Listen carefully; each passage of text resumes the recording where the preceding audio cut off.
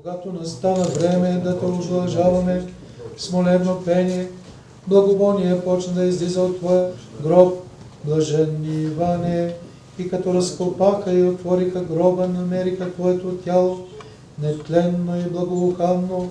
От тогава много чудеса започнаха да стават от твоите свети мощи, и тия, които започнаха да стават от твоите свети мощи, и тия, които получават изцеление с благодарност, пеят Богу Алелуя.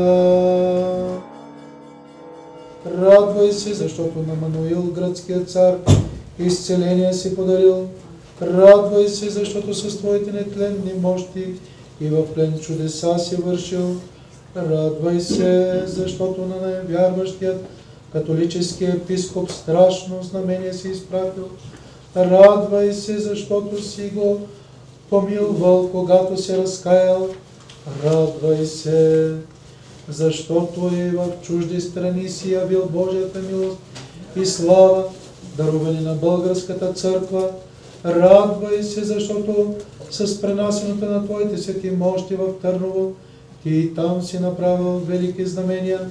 Радвай се, защото с твоето свещено пътуване ти освети престолните градове и благослови цялата българска земя. Радвай се, преподобни Иване, рилски чудотворче, славо и радост е наша. Радвай се, защото с дясната си ръка и с благодатния си покров ти обитаваш в руската църква. Радвай се, защото ти блестиш с благодатта на великите църковни отци. Радвай се, защото си предизобразил деянията на руските църковни светила пред подобните Сергий и Серафим. Радвай се, защото благодатно си бил с великия всеруски подвижник, молитвеник и чудотворец Йоан Кронштадтски. Радвай се, защото и от унгарския крал и от турските султани си бил тачен. Радвай се, защото и до сега в рилската света обител от верни и неверни си почитан.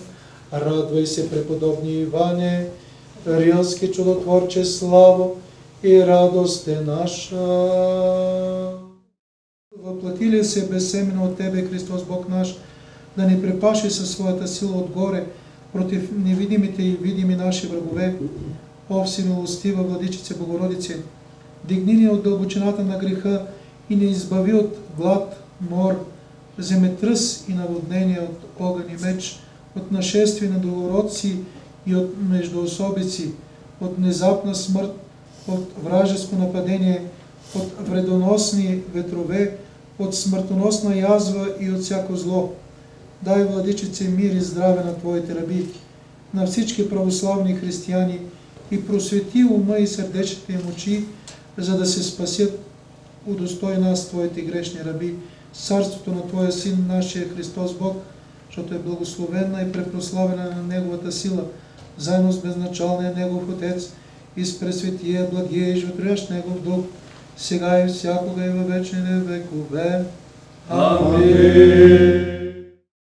Не се гноси от мене грешния, скверния, който със срамни помисли, думи и постъпки направих себе си съвсем негоден и поради лекомислие съзнателно станах роб на житейските сласти.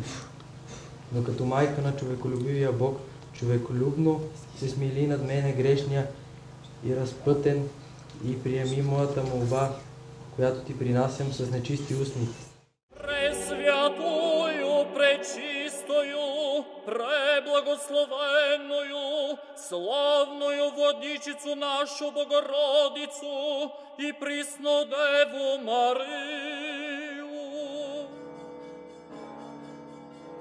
Като си послужиш със своята майчинска свобода, моли Твоя Син, наш Владика и Господ, да отвори за мене човеколюбивото сърце на своята благост и без да гледа на безчислените ми погрешения, да ме обърне към покаяние и ме направи опитен изпълнител на своите заповеди.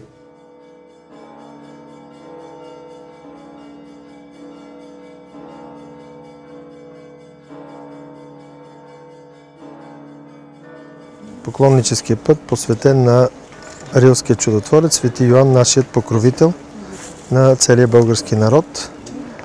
това е една инициатива, която ние с тази годишното пътуване постепенно утвърждаваме, но трябва още много пъти да се направи този път, за да стане една здрава традиция. Тази традиция, която са поддържали нашите духовни предци, нашите деди, прадеди и нашите бащи.